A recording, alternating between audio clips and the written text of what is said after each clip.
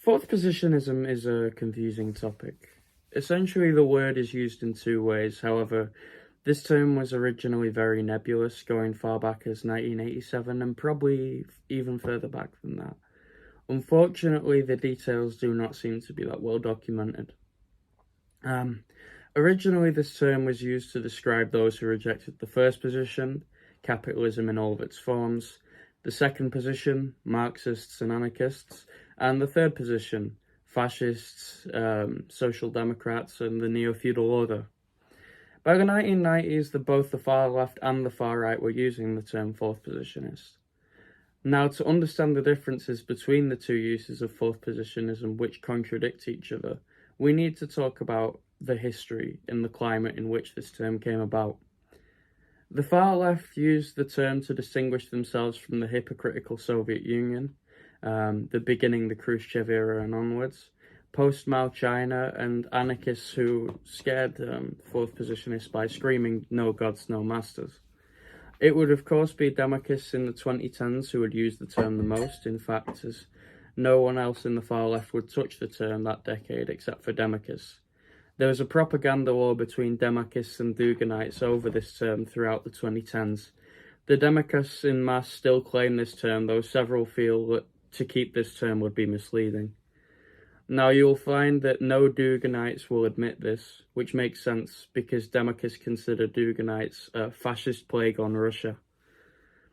Democrats base their theories on figures like Nasser, Gaddafi, Dr. Weisfeld, Chris Hedges, and denounce the New Atheists and American Christian Right, as well as the Old Jewish Bund. Essentially, Demarchism is kind of a continuation of the non-alignment movement. And if you want to read more, I would recommend hearing the figures I said before.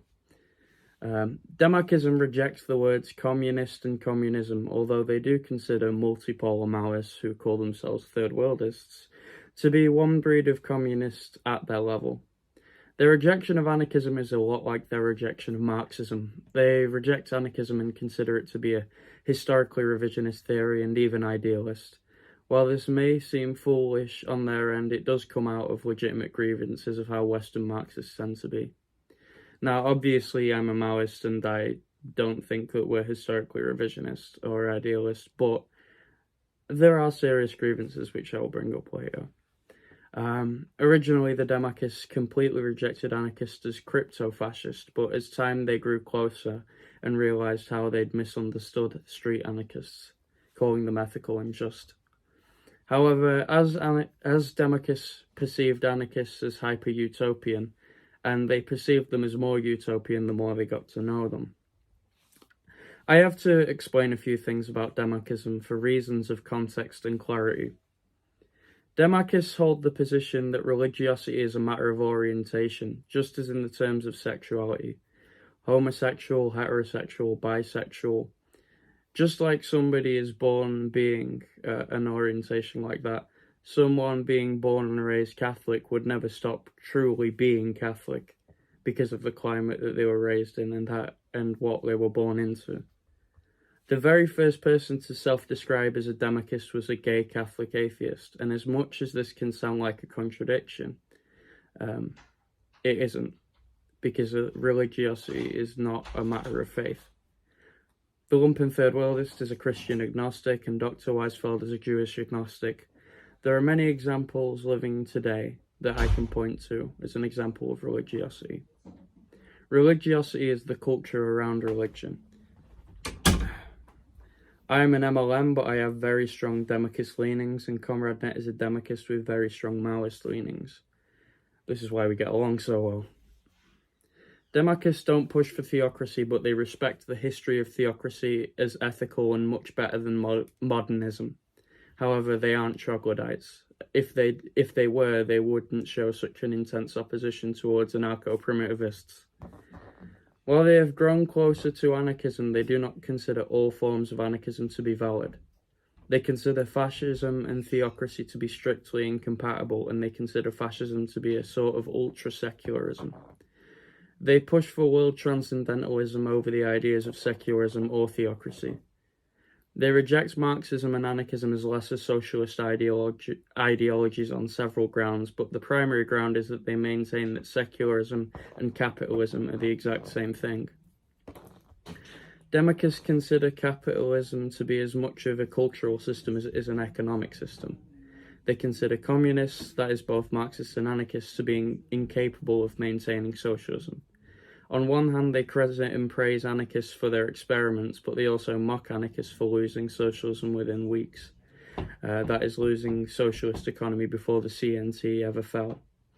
They praise Marxists for being able to bring socialism to the world for a good deal of human history, but they mock Marxists for being unable to maintain their socialism.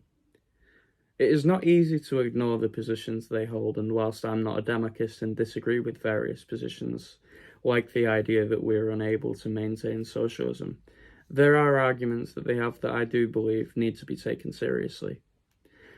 For instance, let's say you have a government based on religious codes. That by itself does not make it theocratic, which is sort of the middle line where world transcendentalism sits in. However, that's a separate topic.